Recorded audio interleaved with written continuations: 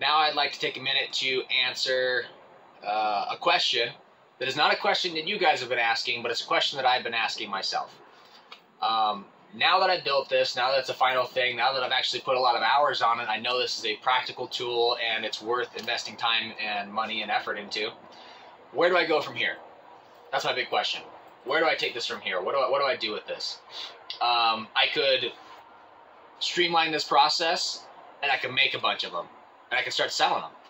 I'm a little bit hesitant on that. And the reason for that is I look, at least on the internet and within the blacksmithing communities that I'm a part of, nobody's investing in these things. The only people who have treadle hammers are people who built treadle hammers, and they're very like job specific machines specifically for what they're trying to do.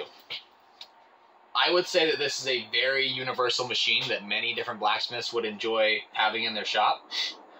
But as far as making them, mass producing them, building them, I don't have any intentions on doing that in the near future. It would be cool, it would be kind of interesting, but the way I see it is people are trying to save their money up to do blacksmithing, to be more efficient with their work, and they're saving up for a power hammer or a press. Again, if you're trying to mass produce materials and make this a proper business and whatnot, I really don't think this is going to be all that helpful to you unless this is specifically, unless you do a lot of this blacksmithing stuff where having, again, the top tools and the punches and all that would really be helpful for your particular line of work. But with that being said, like, I really don't think anybody's going to be willing to pay what I would need to charge for this machine. If I was to make this, mass produce it, and make a few of these, just with steel prices alone, and then also the price of welding and the time that it would take me to do that, I would need to charge at least like $2,500 for one of these things. And I know that seems ridiculous, but if you've ever like made things and sold them, you know that prices are just really expensive these days. And it's unfortunate that that's the case, but here we are. Again, I need to charge about $2,500 for this, at least. And then I maybe even need to charge more than that to actually make money doing it, make it worth my time. And when I look at that price and I look at the prices of like presses these days, I can't think of a single reason why somebody would buy one of these from me when they could just save up a little bit more money and buy a really nice press. So that's my main reason why I don't plan on making any more of these. But then the question still lies, where do I take this from here? I feel like I want to keep experimenting with this. I want to keep pushing the boundaries and see where I can go with this design. I specifically want to know how far can I go with this design before the physics start to break down, or it just starts to not really yield better results. What I mean by that is velocity. How do I increase velocity so that this machine is a more effective tool, so that it does work faster? And there's a few ways I can see that happening. If we go back to the Clay Spencer treadle hammer that I had a while back, one thing that it was really lacking in was travel distance. The length of the stroke was very short, and even when you had it at its max capacity and you raised the ram up as high as it would go, it still just came down with such meager force. Like, it would hit with the force of like a 3-pound hand hammer. Well, this thing swings like an 8-pound sledge when you're really getting going. There are 4 things that I keep in consideration when I'm trying to increase the velocity at which this thing comes down with. And that is mass, the weight of the ram, friction, how smoothly it goes up and down, how fast it goes up and down, specifically down, and the distance that it travels on its way down. I've increased the velocity by a fair margin, more than twice as much, probably 3 times as much force that this thing can produce compared to the Clay Spencer. And I've only changed one thing about that, and that's the distance. And to a certain extent, because it's traveling farther, it's also traveling faster. But the ram is actually lighter. The ram on that Clay Spencer treadle hammer was probably like 60, 65 pounds, maybe even 70 with the die on it. That's a lot of weight. And it was coming down like a 3-pound hand hammer. That's ridiculous. This thing, the ram weighs maybe 50 pounds, maybe 55 with the die in there. And it's coming down like an 8-pound sledge. So the difference of increasing the distance that it comes down makes all the difference in the world when the ram is lighter and it hits harder. So the physics behind it is actually kind of fascinating, and I want to experiment more on that. How heavy can I make this ram? I can make the ram heavier and keep everything else the same. Make the ram a little bit heavier, and I will probably see an increase in velocity coming down. Just more weight coming down, it hits harder. It hits harder. But then I run into the problem of I increase the weight again, I'm going to see an increase in velocity, but it's going to be significantly less. It's going to be proportionate to the amount of weight that I'm adding to it. I can keep adding more weight to it, and I'm going to keep getting this greater disparity between more weight added to it and just less and less increase in velocity.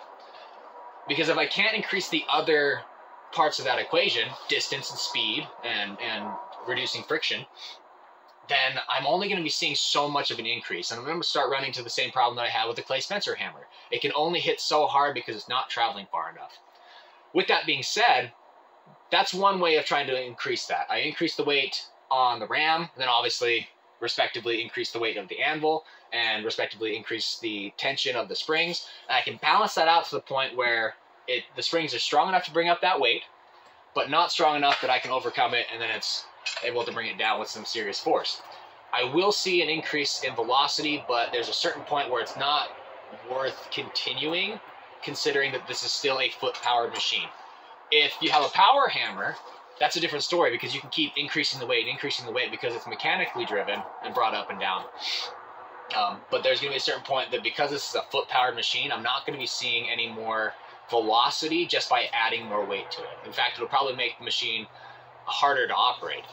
So that's one thing I want to do. I want to build a machine just like this one day, but I want to find that maximum point where I've got it as heavy as it'll possibly be, where I see an increase in velocity, but not so heavy that it's just a waste of time, waste of space, because it's going to be bigger, and I want it to be still useful. But if I increase the weight by like twice as much, I have a goal of making a 100-pound treadle hammer, because I just think that'd be awesome for multiple reasons. But if I make a 100-pound treadle hammer and it hits the same as a 50-pound treadle hammer, then there's no point of doing that. So I want to find the maximum that I can do while still maintaining this same concept and idea. Something else I also want to do is maintain the same weight, or maybe even less, and then find some way to make this taller. If I wanted this to travel, it's probably got maybe a foot and a half maximum, the distance that it can travel, and there's a few reasons why that is. The springs can only travel so far before they start getting damaged.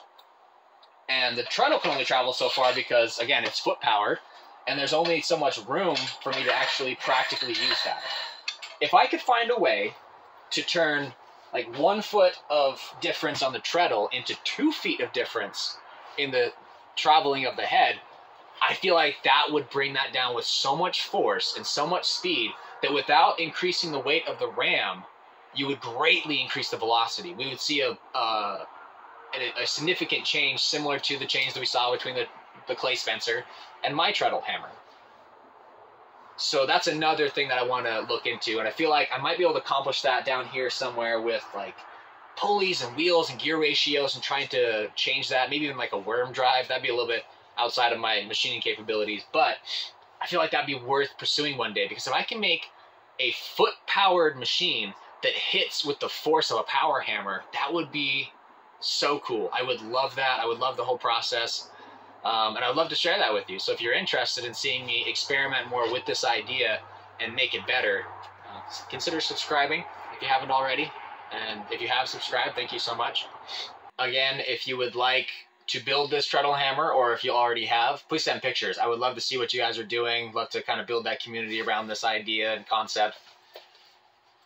If you have ideas about how I could improve this treadle hammer or accomplish some of the things that I've explained that I want to do in the future, feel free to leave a comment, drop some links to articles or whatever that I can learn from to understand the mechanical properties of how to accomplish that. I would really appreciate that. If you have further questions, or if you would like to see more of this treadle hammer in use to see how it works, to see if this would be something beneficial for your particular work, let me know what kind of things you would like to see me try with this to show you its capabilities. Again, thank you so much for all of the positive input and the questions, and thank you for subscribing and looking into this. I don't know where this YouTube thing is going to take me. I don't know how much time I'm going to be able to actually allot to this. I really appreciate all of the support and the encouragement. I would say that I'd see you on the next one, but I'm not going to see you, but you'll see me. So you will see me on the next one.